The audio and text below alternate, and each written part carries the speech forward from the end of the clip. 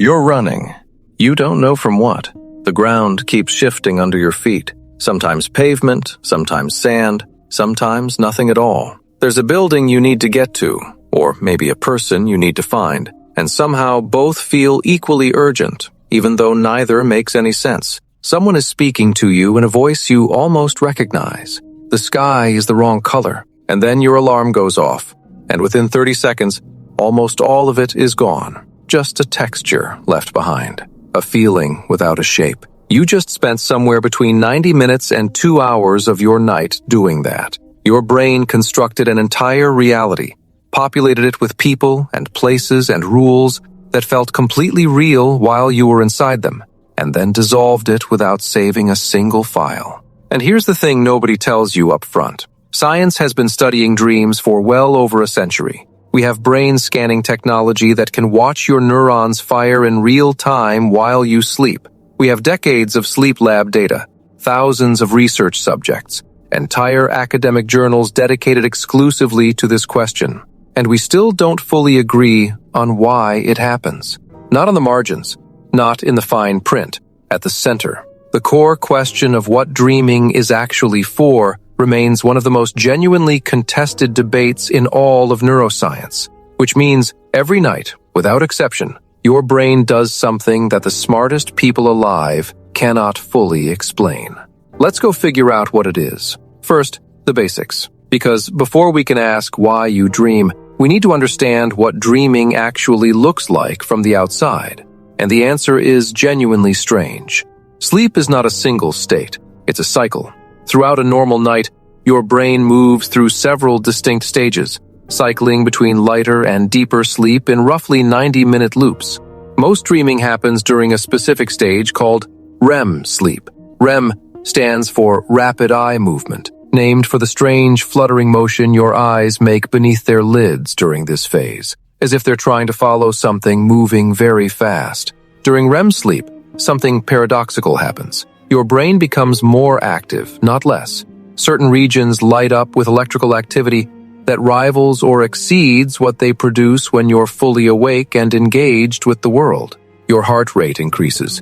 Your breathing becomes irregular. Your body temperature regulation shuts down. And your voluntary muscles, the ones you consciously control, become almost completely paralyzed. Your brainstem sends signals down your spinal cord that essentially disconnect your body from your mind. This is not a design flaw. This is a feature. If your muscles weren't paralyzed during REM sleep, you would act out everything you dream. The paralysis is what keeps you from running through your bedroom wall every time you have a chase dream. So here's the picture.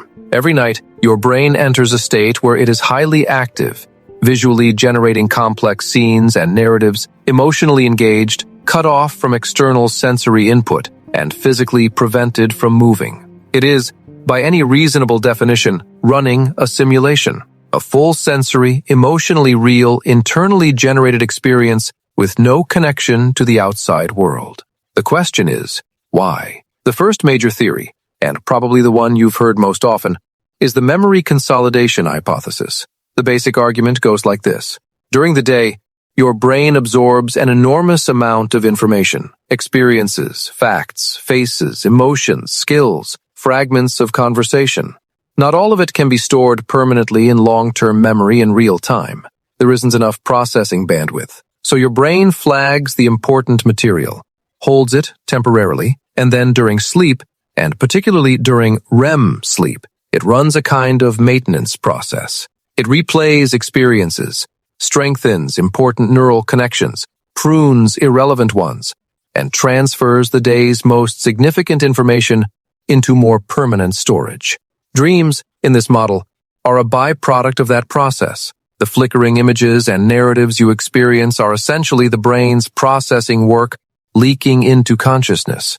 You're not watching a story. You're watching your own neural filing system reorganize itself in real time. The evidence for this is actually quite solid. Studies consistently show that REM sleep deprivation impairs memory consolidation.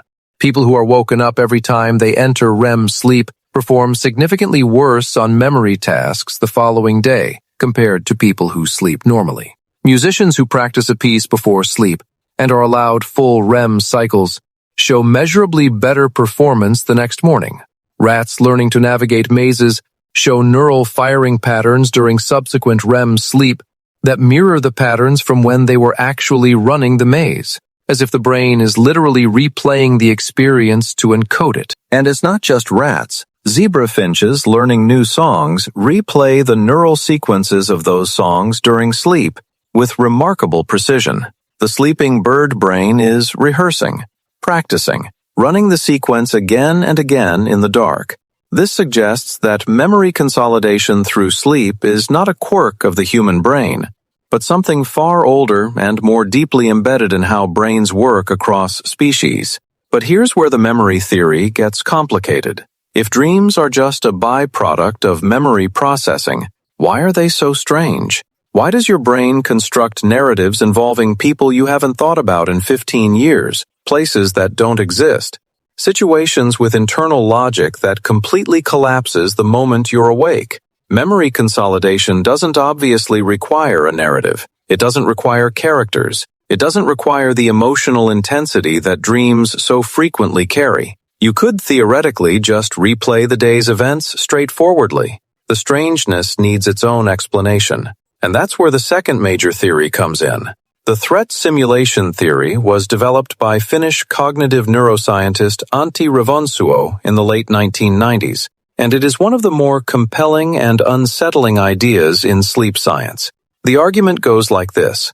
Look at the content of dreams, not just the fact that they exist, but what actually happens inside them. Across cultures, across age groups, across the entire documented history of dream research, certain themes dominate: being chased, falling, being attacked, being unprepared for something important, being unable to run fast enough, or fight hard enough, or speak loudly enough, losing control of a situation that is rapidly becoming dangerous. These are not random. They are overwhelmingly threat-based scenarios. And Revonsuo's argument is that this is not a coincidence. It's a function. In our ancestral environment, the threats were real and constant. Predators, rival groups, environmental hazards, social conflicts with potentially lethal consequences. An organism that could mentally rehearse responses to those threats, that could practice the fight or flight decision in a safe, simulated environment, while the body was physically still and protected, would be better prepared when the real threat arrived. The dream is a training ground. The nightmare is not a malfunction. It is the feature working exactly as designed. Think about what that means. The dream where you're being chased and your legs won't move properly is not your brain tormenting you. It's your brain running a stress test on your threat response system.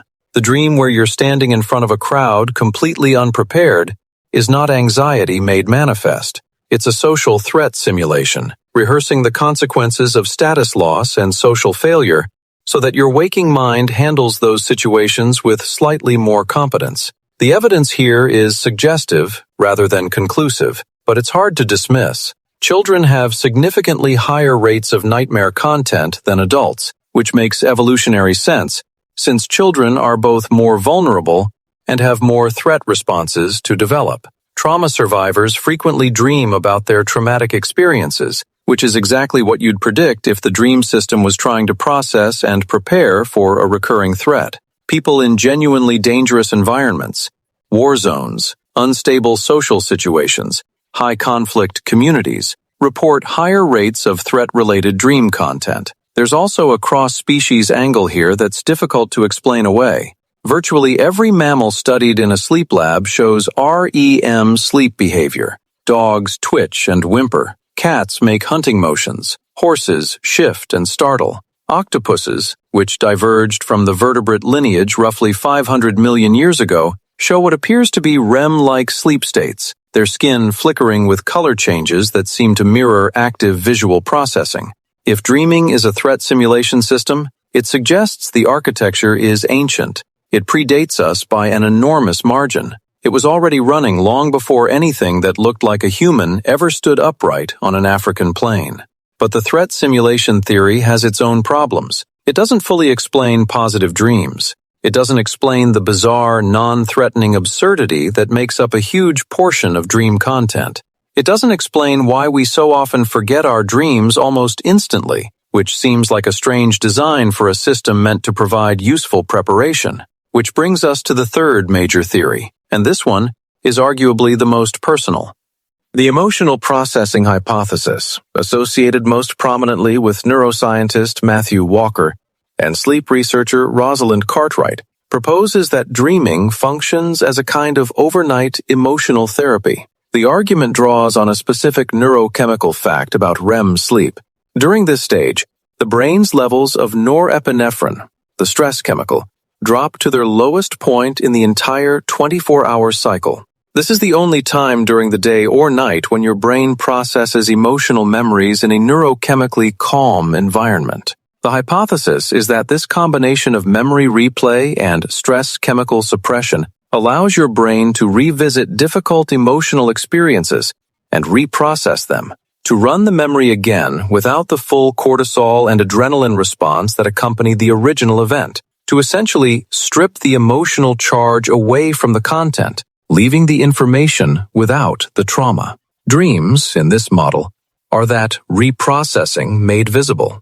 When you dream about an emotionally loaded experience, your brain is working on it, trying to integrate it, trying to place it in context, trying to reduce its sharp edges so that when you encounter related experiences in waking life, the response is proportional rather than overwhelming. Matthew Walker's research found that the specific neural signature of REM sleep is disrupted in people with PTSD in a way that prevents this reprocessing from happening properly. The theory is that this is why trauma can remain so raw and disruptive for so long in people with the disorder. The overnight emotional processing is failing. The dream system isn't finishing the job. There's something almost poetic about that. The brain has a built-in mechanism for healing emotional wounds, and it runs automatically every night while you lie completely still, entirely unconscious, with no awareness that the work is happening. And when that mechanism breaks, the wound stays open. Now, here's the uncomfortable part of the theory landscape. These three major frameworks, memory consolidation, threat simulation, emotional processing, are not unified. They don't comfortably add up to one complete answer. Researchers who support one theory often do so partly at the expense of the others. There are genuine, unresolved empirical conflicts between them, and all three leave significant portions of dream content and dream behavior unexplained. There's a fourth position worth naming, even though it's the most unsettling of all. Some researchers, most famously Hobson and McCarley, with their activation synthesis hypothesis from 1977, have argued that dreams have no function at all, that the brain's visual and narrative systems are essentially firing randomly during REM sleep, and that the coherent story you experience is your cortex doing its best to construct meaning from noise. The dream isn't trying to tell you anything. It isn't processing anything. It's just the lights flickering during a maintenance cycle, and your pattern-hungry brain is weaving a story around the flickering because that's what it does.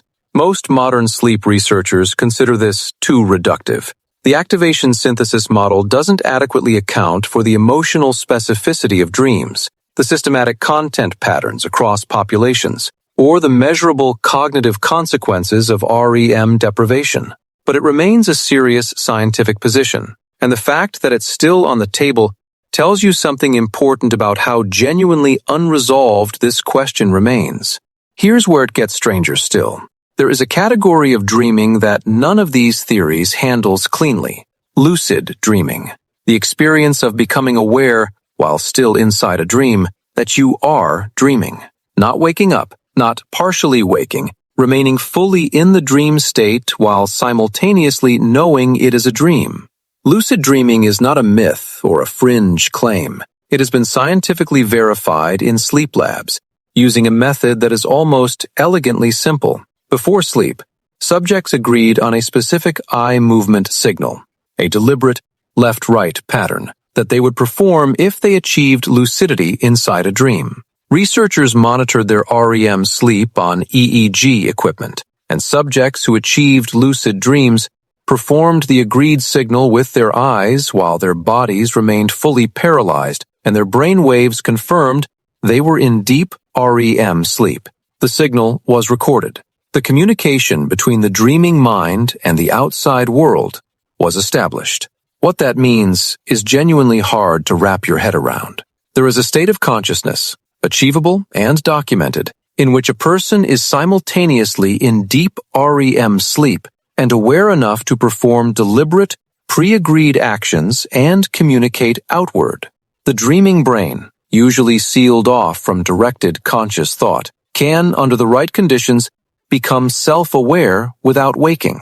It can look at the simulation it's running and recognize it as a simulation while continuing to run it. This doesn't fit neatly into any of the major theories. Memory consolidation doesn't require self-awareness.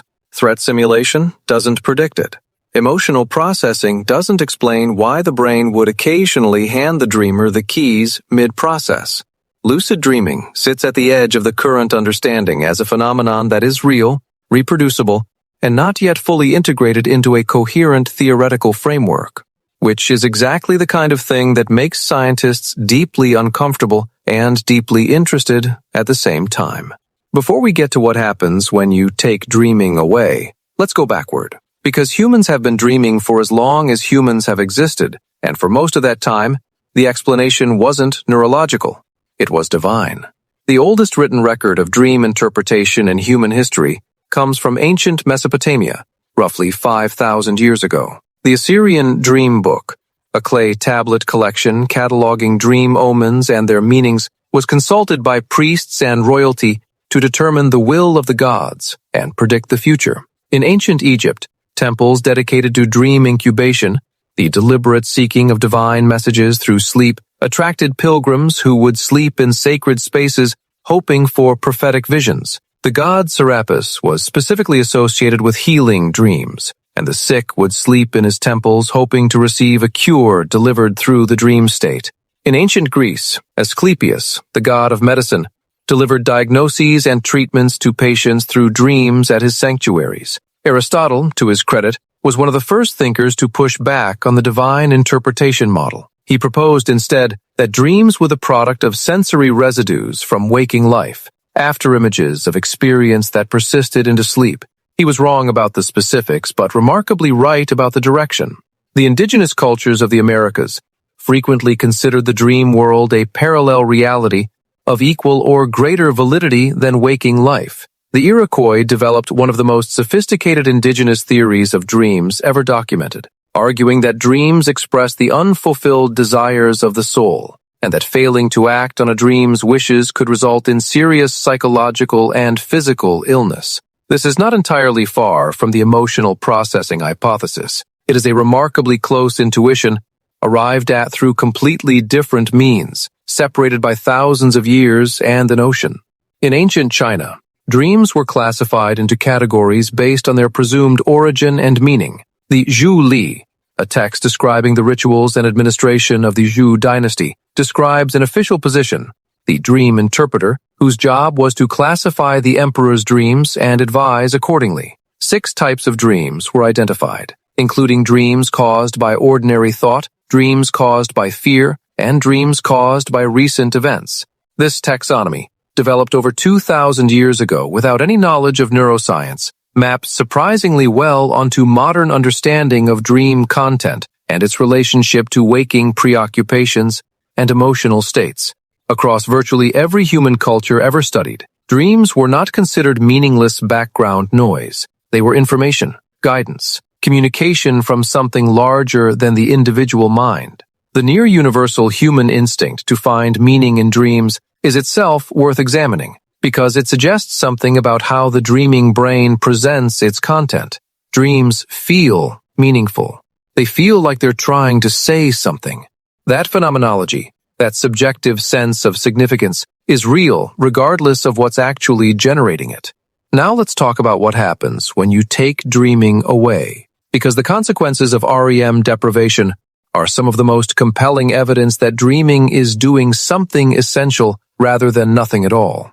REM sleep is disproportionately concentrated in the second half of the night. This matters because when people consistently cut their sleep short, sleeping 6 hours instead of 8, they aren't proportionally reducing all sleep stages. They're disproportionately cutting REM. The first half of the night is mostly deep, slow-wave sleep. The dreaming happens later. So the person who sets their alarm for 6 hours and considers themselves mostly fine is actually cutting their REM sleep almost in half. The consequences are measurable, and they are not subtle. Emotional regulation deteriorates. People become more reactive, more prone to outsized responses to minor irritants, less able to accurately read the emotional states of others. Matthew Walker's research found that after even a single night of REM deprivation, the emotional reactivity of the amygdala, the brain's threat detection center, increases by roughly 60%. The brain becomes, in a very literal neurological sense, more primed for alarm and less capable of nuanced emotional assessment. Cognitive flexibility also suffers. The ability to make novel connections between ideas, to approach problems from unexpected angles, to think creatively in the broadest sense, all of it degrades with REM loss. There's substantial evidence that REM sleep is involved in the associative thinking that produces insight. The famous examples of scientific breakthroughs and artistic works that arrived in dreams or immediately upon waking, Kekule's discovery of the benzene ring structure, Paul McCartney's initial melody for Yesterday, Mendeleev's vision of the periodic table, are not merely apocryphal. They reflect a real phenomenon where the unconstrained associative activity of the dreaming brain generates novel connections that the rule-bound waking mind would not have reached. In the most extreme documented cases of total REM deprivation in laboratory animals, the consequences escalate into something that looks almost like a systemic breakdown. Rats completely deprived of REM sleep develop abnormal temperature regulation, lose the ability to maintain body weight despite eating normally, develop lesions, and die within weeks. The timeline and mechanism differ from total sleep deprivation, suggesting REM sleep specifically, not just sleep in general, is performing functions that are not optional for biological survival. That's a strong statement, and it's worth sitting with, because we're not talking about feeling groggy or performing slightly worse on a test. We're talking about an organism that cannot survive without the specific phase of sleep during which it dreams. Deprive the brain of REM, and you lose access to that processing. You become more reactive, less creative, less emotionally calibrated, and less able to retain what you learned the day before. All of that from not dreaming enough, which suggests dreaming is not optional, not background noise, not a flickering side effect of something else. The dreaming brain is a working brain. It's just working on something we don't fully understand yet. There's one last thing worth sitting with.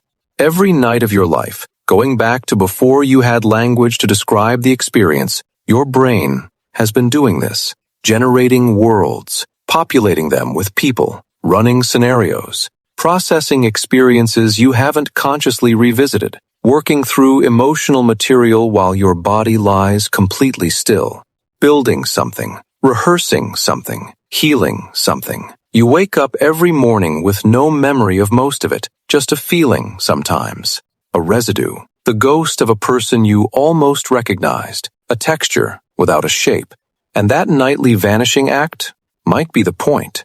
The brain doesn't need you to remember the dream. It needed to run it. The conscious experience you catch in those first disoriented seconds after waking is just the exhaust from an engine that's been running all night without you. The Iroquois believed ignoring your dreams could make you sick. Matthew Walker's research suggests they were more right than they knew, just for different reasons than they thought. Every major civilization that has ever existed looked at the dreaming mind and decided it mattered.